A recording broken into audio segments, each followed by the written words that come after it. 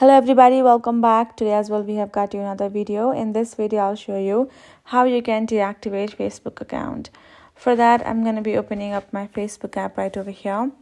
Then from over here simply go ahead, tap on this little menu icon given at the bottom right. Then tap on this option of settings icon on top right corner.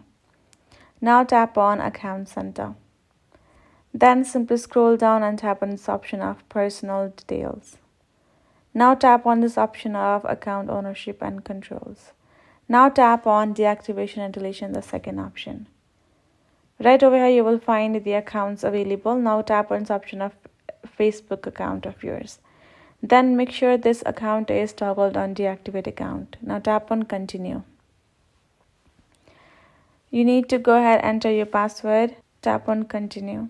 Go ahead, choose a reason why you're deactivating, tap on continue again. And now tap on again continue. Now tap on deactivate my account at the bottom and your account will be deactivated. And when you want to deactivate, simply go ahead, try to log in, and you can easily deactivate your account as well. That is basically how you can do it. Hope this video helped. Thank you so much for watching. I will see you guys in our next video.